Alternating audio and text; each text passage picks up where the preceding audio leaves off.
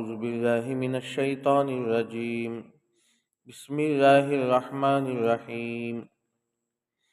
ليس على الأعمى حرج ولا على الأعرج حرج ولا على المريض حرج ولا على أنفسكم أن تأكلوا من بيوتكم أو بيوت آبائكم أو بيوت أمهاتكم أو بيوت إخوانكم أو بيوت أخواتكم أو بيوت أعمامكم أو بيوت عماتكم أو بيوت أخوالكم أو بيوت خالاتكم أو ما ملكتم مفاتحه أو صديقكم.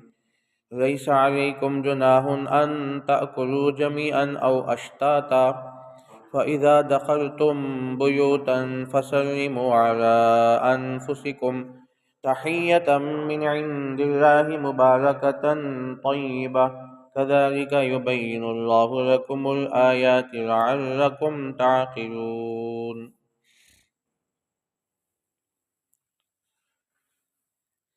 پناہ مانگتا ہوں میں اللہ کی شیطان مردود سے۔ بسم اللہ الرحمن الرحیم، شروع کرتا ہوں میں اللہ کے نام سے جو بڑا مہربان نہایت رحم والا ہے۔ لیس علی الاعمی حرج، کوئی حرج نہیں ہے اندھے پر، ولا علی الاعرج، اور کوئی حرج نہیں ہے لنگڑے پر، ولا علی المریض حرج، اور کوئی حرج نہیں ہے بیمار پر، ولا علی انفسکم، اور نہ ہی اپنی نفس پر، ان تأکلوا من بیوتکم، یہ کہ تم کھاؤ اپنے گھروں میں،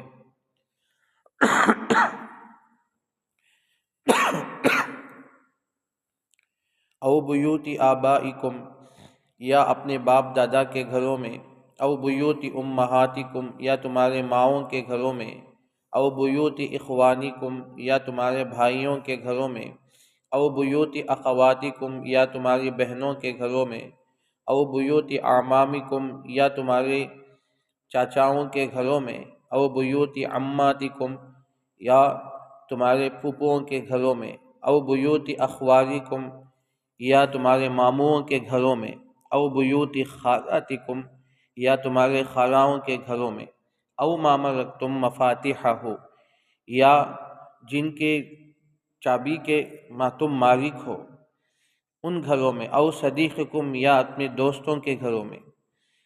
لیس علیکم جناح، تمہارے اوپر کوئی گناہ نہیں ہے، کوئی حرج نہیں ہے، ان تأکلوا جمیعا او اشتاتا، یہ کہ تم کھاؤ اکٹھے ہو کر یا تنہا تنہا۔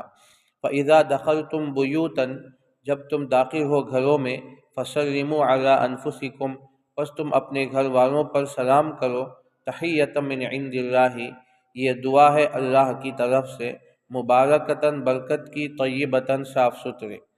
کذالک یبین اللہ لکم الآیات، اسی طرح اللہ کھول کھول کر بیان کرتے ہیں تمہارے لیے نشانیاں، لعلکم تعقلون، شاید کہ تمہیں عقل آ جائے۔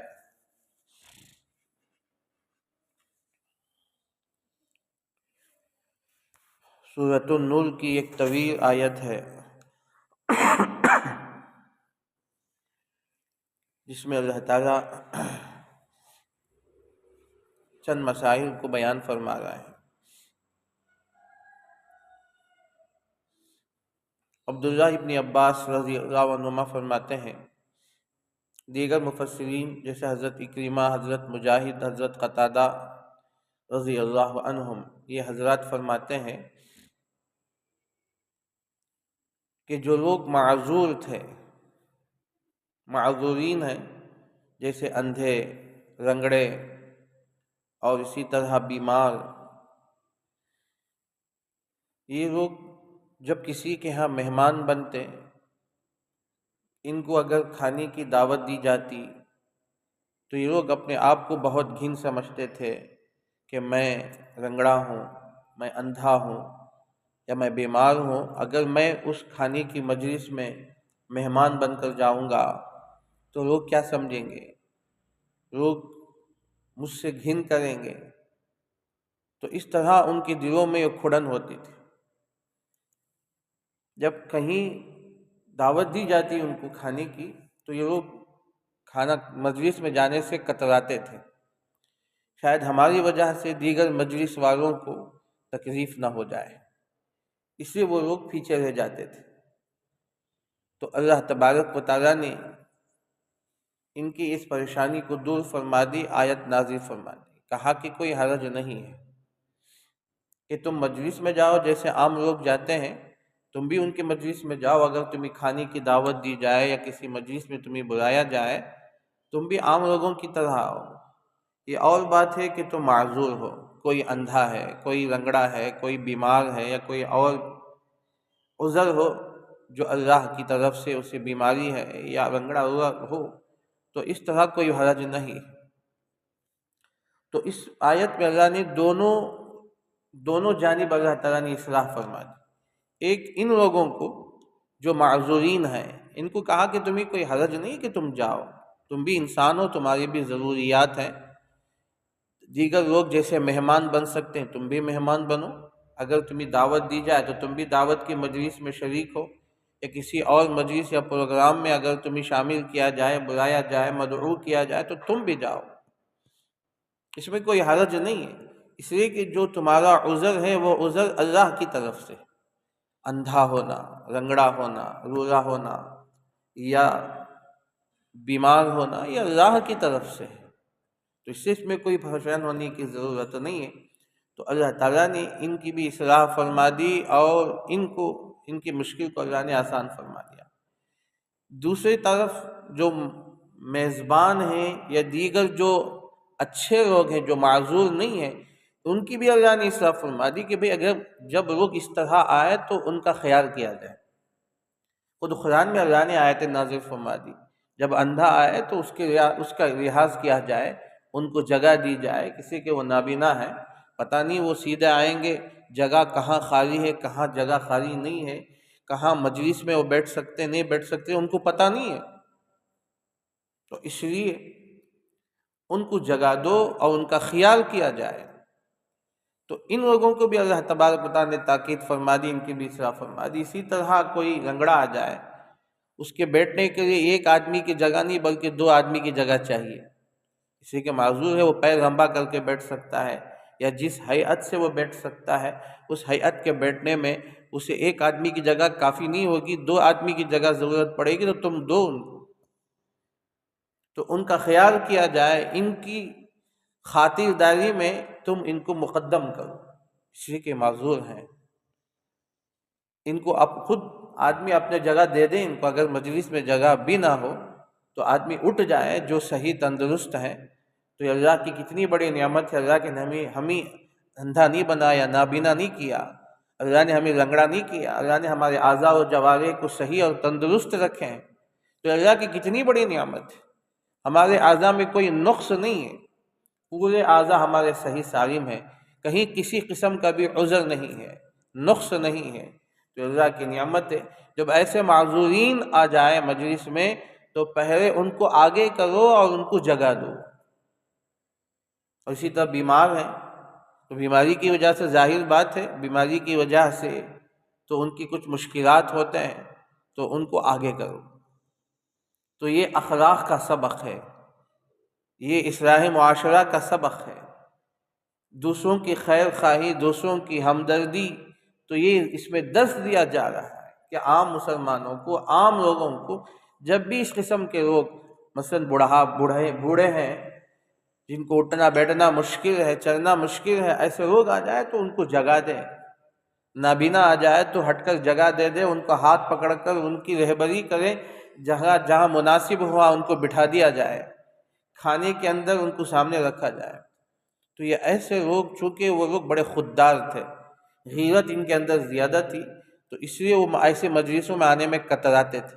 شاید میری وجہ سے، میرے اندھا ہونے کی وجہ سے، اندھا پن کی وجہ سے کسی کو تکلیف نہ ہو۔ مثلا اندھا اگر مجلس میں آ کر بیٹھ جائے تو کیا سامنے ہوگا، تو اسے بیچارے کو پتہ نہیں، کہیں ہاں ہو سکتا ہے یہ ہاتھ ڈال دے، کبھی اس میں ہاتھ ڈال دے، کبھی اس میں ہاتھ ڈال دے، ہو سکتا ہے آس پاس کے لوگوں کو جو قریب بیٹھے ہیں ان کو گھن پیدا ہو جائے۔ اسی لوگ بڑے خوددار تھے، بڑے غیرت ان کے اندر تھی، تو اس لیے یہ لوگ مجلسوں میں آنے کتراتے تھے۔ اسی طرح اندھا جو لنگڑا ہوتا ہے وہ یہ سمجھتے تھے کہ میرے آنے کی وجہ سے وہاں جگہ ناکافی ہو جائے گی، مجھے 2 آدمی کی جگہ چاہیے، اور خواہ میں جا کر کیوں دوسرے لوگوں کو تکلیف دوں؟ تو اس لیے وہ اس وجہ سے وہ مجلسوں میں آنے سے کتراتے تھے۔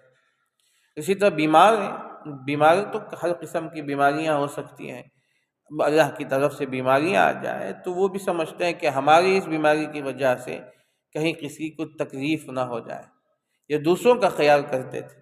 تو اللہ تبارک و تعالیٰ نے ان کی بھی اصلاح فرما دی، ان کے مسائل کو حل فرما دیا، اور ان لوگوں کو بھی جو معذورین نہیں ہے، جو صحیح تندرست ہے، تو اللہ نے ان کو تنبیہ کر دی کہ ان کو آگے کرو، ان کو آگے رکھو، چونکہ یہ معذور ہیں، عام آدمی نہیں ہے۔ نابینا ہونا، لنگڑا ہونا، اور اسی طرح بیمار ہونا، یہ عام آدمی نہیں ہے، یہ نارمل نہیں ہے، بلکہ اللہ کی طرف سے ایک ہے۔ تو اس سے ان کی قدر کی جائے، ان کی ہمت افزائی کی جائے، اور ان کے ساتھ خیر خواہی ہمدردانہ معاملہ کیا جائے۔ تو یہ اللہ تعالیٰ نے ان آیات میں ذکر فرمایا۔ پہلی بات، لَيْسَ عَلَى الْأَعْمَى حَرَجٌ وَلَا عَلَى الْأَعْرَجِ حَرَجٌ وَلَا عَلَى الْمَرِيضِ حَرَجٌ۔ اندھے پر کوئی حرج نہیں ہے، کوئی گناہ نہیں۔ حرج کا مطلب ایک یہ بھی ہے کہ اگر ان سے کچھ غلطی ہو جائے، مثلا کچھ پانی ہاتھ سے چھوڑ گیا، یا پیر کسی کو، ان کا پیر دوسروں کو لگ گیا چلتے ہوئے، اندھا ہے، نابینا ہے بیچارے، تو کوئی حرج نہیں، اس لیے کہ وہ جان بوجھ کر نہیں کر رہے، یا کسی اور کی کسی وجہ سے دوسروں کو تکلیف ہو بھی جائے تو یہ قابل عذر ہے، یہ قابل معذور ہے، ان کو معاف کیا جائے، ان کو درگزر کیا جائے، اس لیے کہ یہ نابینا ہے۔ تو اسے حرج کا معنی یہ ہے کہ اگر ان کی وجہ سے کسی کو تکلیف ہو بھی جائے تو ان کو معاف کیا جائے، کوئی حرج نہیں ہے، وہ جان بوجھ کے نہیں کر رہے ہیں۔ جیسے کوئی آدمی، آج کل تو دیکھنے والے بھی ٹکر مار کے چلے جاتے ہیں، پیر مار کے چلے جاتے ہیں، پتہ ہی نہیں، اور معافی بھی نہیں مانگتے۔ تو یہ لوگ ایسے کچھ کتنے لوگ ہیں، الٹا کہتے ہیں کہ تم دیکھ کے نہیں چلتے۔ اللہ نے جن کو آنکھیں دی ہیں تو ان سے ایسی غلطیاں جان بوجھ کر یا انجانے میں ہو جاتی ہیں، تو یہ تو بیچارے معذور ہیں، ان سے غلطیاں ہو بھی جائے تو کوئی حرج نہیں ہے، یہ قرآن کا فیصلہ ہے۔ لَيْسَ عَلَى الْأَعْمَى حَرَجٌ، کوئی حرج نہیں ہے ان کے اندر، وَلَا عَلَى الْأَعْرَجِ حَرَجٌ، اور نہ ہی لنگڑے پر کوئی حرج نہیں ہے۔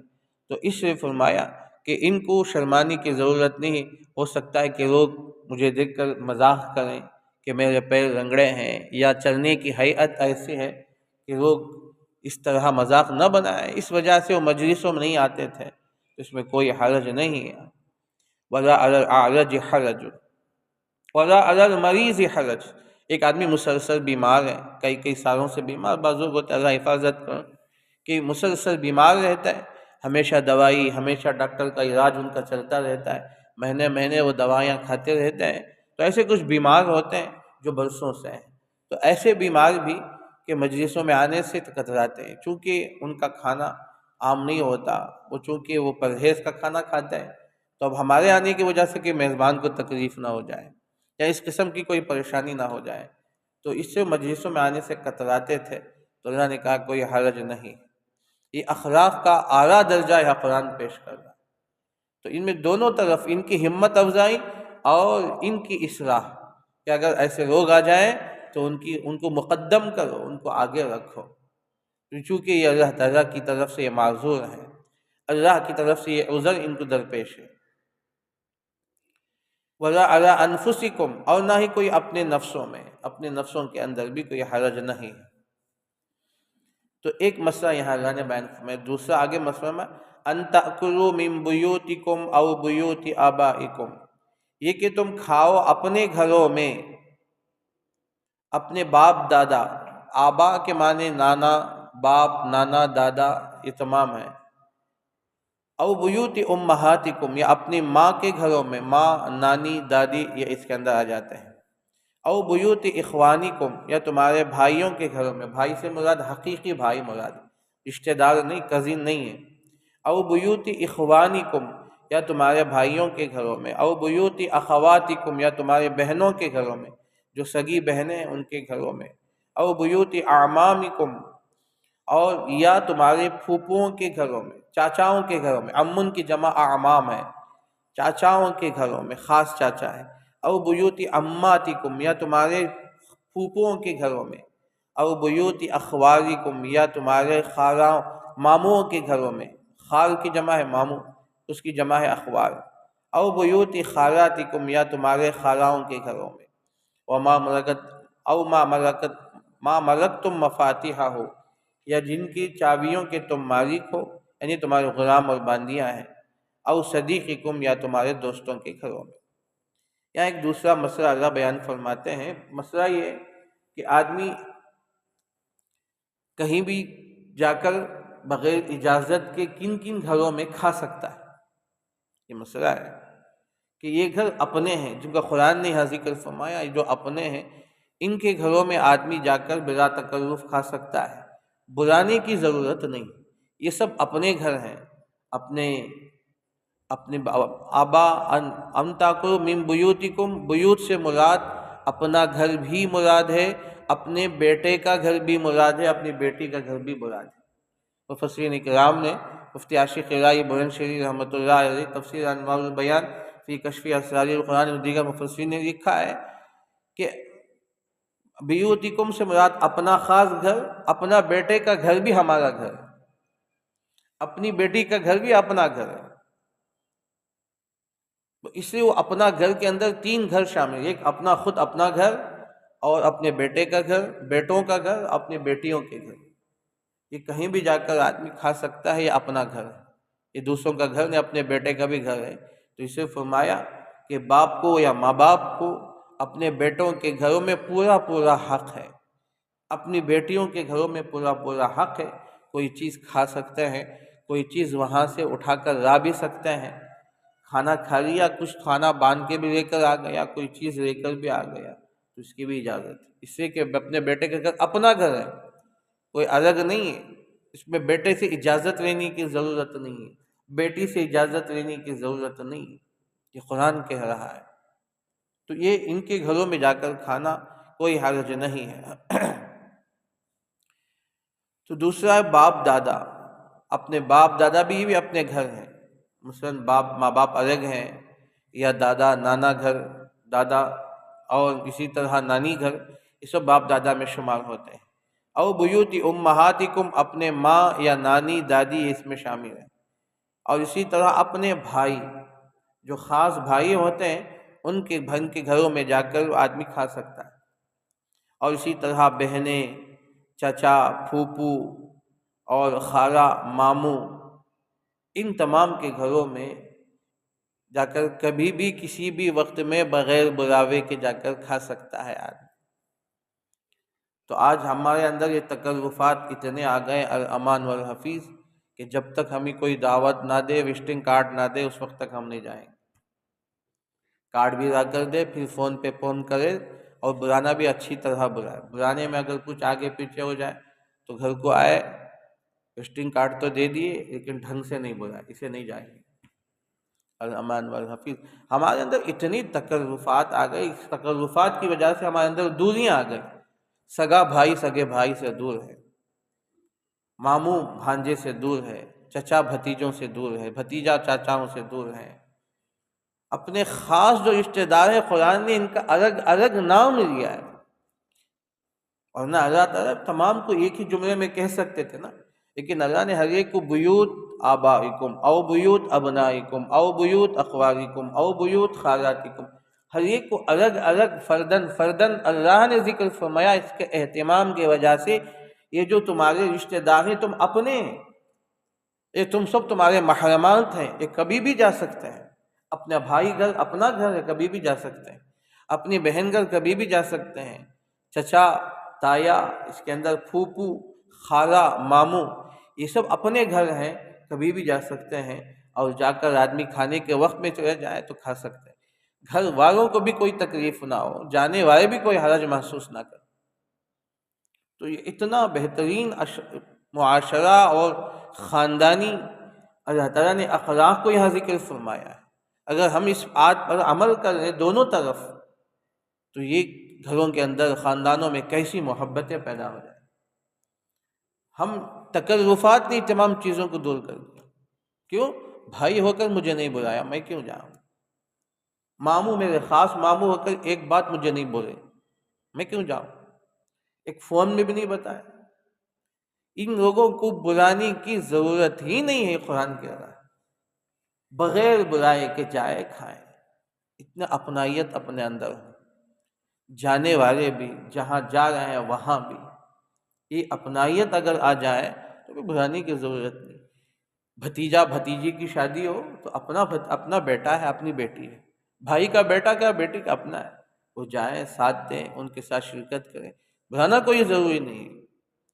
اسی طرح چچا کے گھر میں چچا کے لڑکے کی لڑکی کی شادی ہو رہی تو اپنا ہے، چچا کا لڑکا یہ میرا بھائی ہے، میری بہن ہے۔ تو یہ تکلفات نے ہم کو اتنا دور کر دیا، اتنا قریب ہو کر بھی ہم اتنے دور ہو گئے۔ کبھی بعض مرتبہ علمان حفیظ ایسے بھی سننے میں آیا، دیکھنے میں آ رہا ہے کہ بھائی بھائی کا گھر بازو میں رہتے ہیں، ایک ہی گلی میں رہتے ہیں، بازو بازو رہتے ہیں، چند گھر کے بازو بہائی رہتا ہے، ماموں چچا رہتے ہیں، لیکن کبھی ان کے گیٹ پہ دروازے پہ داخل نہیں ہوتے، گھر کے اوپر سے گزرتے ہیں تو منہ موڑ کے گزرتے ہیں علمان اور حافظ۔ تو یہ حال ہمارا کہ ہم نے خاندانی، ہم نے محبتوں کو اتنا دور کر دیا۔ تو قرآن کریم کے اندر اس آیت میں اللہ تعالیٰ نے کتنے اخلاق پہلو بیان فرمائے، اپنا کہہ رہا ہے، ان تاکلوا جمیعاً، کوئی حرج نہیں ہے کہ ان گھروں میں جاؤ، اب پردے کا لحاظ کر کے جائیں وہ الگ بات ہے، لیکن کبھی بھی جائیں اور جا کر کبھی بھی وہاں کھا سکتے ہیں، چائے پی سکتے ہیں، کھانا کھا سکتے ہیں، اور بلا تکلف وہ بھی آئیں یہ بھی جائیں۔ تو یہ اگر محبتیں اگر رہے گی، اپنائیت رہے گی تو یہ چیزیں محبتیں پیدا کرے گی۔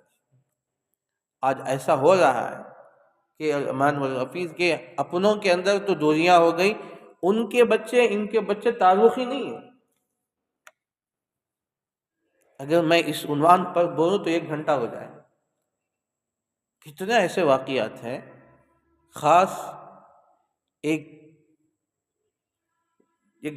گھر میں ایک خاص رشتہ دار بڑے آدمی جا رہے ہیں، جا کر دروازہ کھٹکھٹایا، اب وہ کون ہے؟ اس بچی نے آ کر دروازے سے دیکھا کہ کوئی بڑے آدمی، بڑے میاں آئے۔ یہ کون تھے؟ اس کے امی کے خاص ماموں تھے۔ یہ واقعی حقیقی واقعہ ہے۔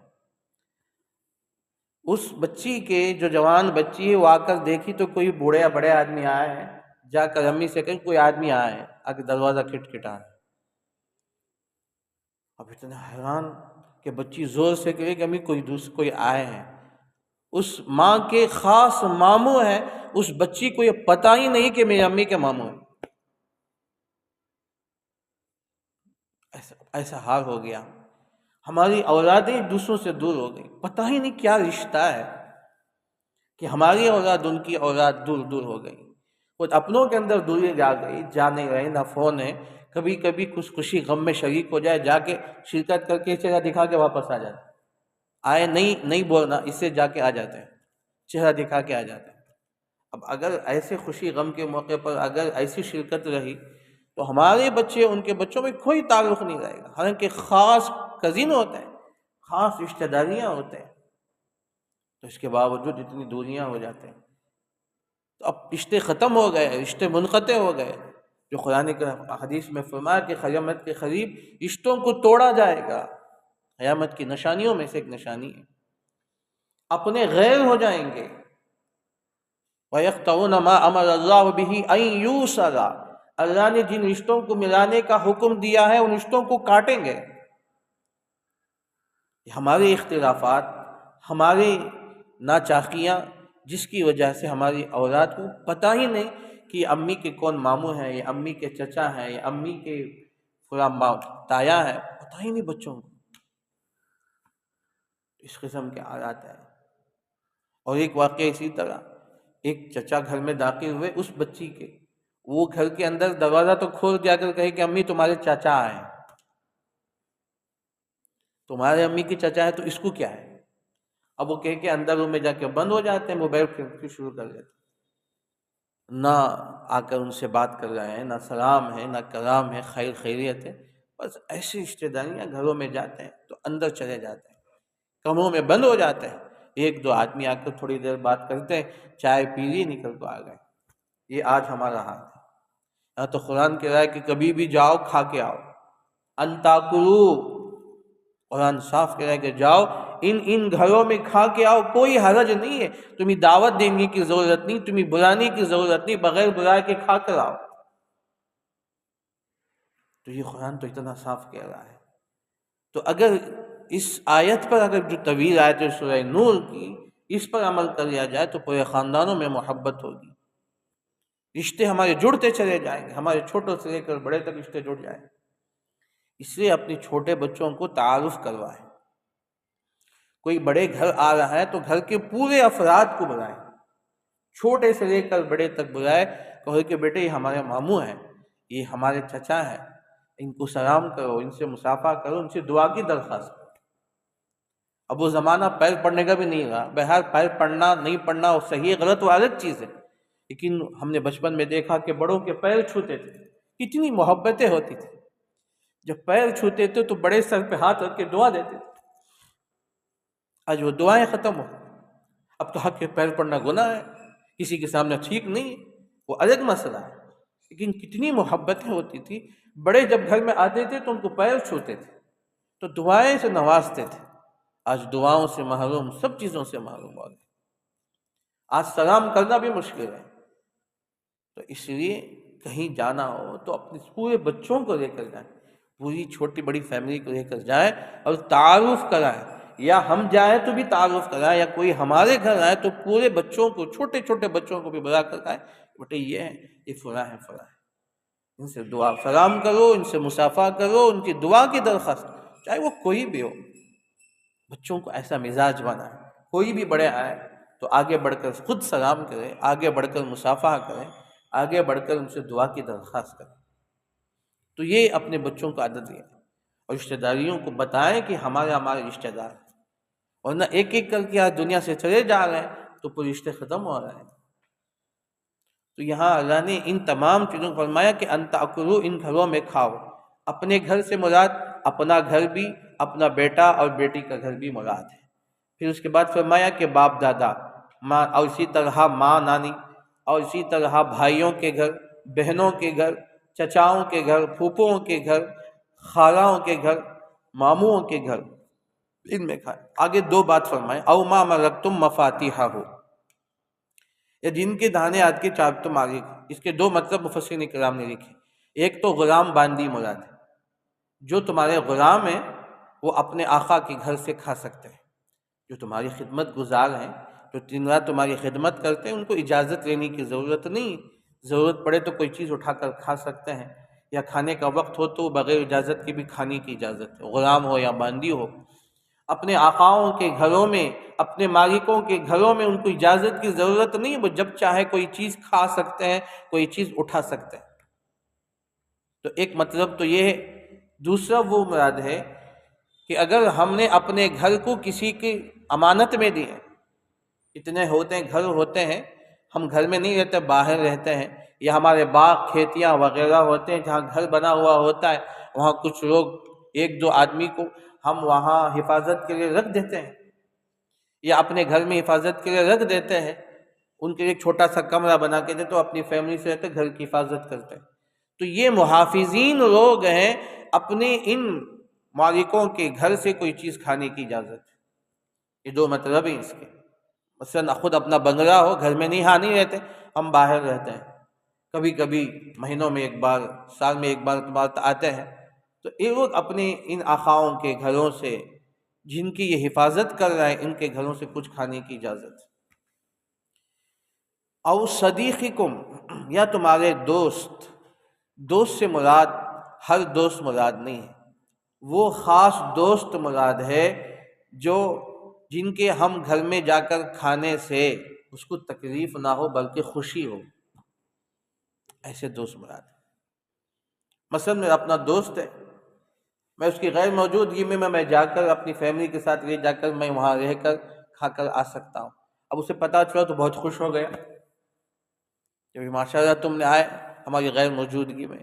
وہ اسی طرح وہ ایسا دوست ہمارے گھر کو آئے کہ وہ میری غیر موجودگی میں آ کر رہ کر کھا کر جائے، تو اسے معلوم ہوا تو ماشاءاللہ خوش ہو رہا ہے۔ تو موبائل کا زمانہ ہے، آنے سے پہلے بھی اطلاع ہو جاتی ہے، آنے کے وقت میں بھی اطلاع ہوتی ہے، جاتے وقت بھی اطلاع ہو جاتی ہے۔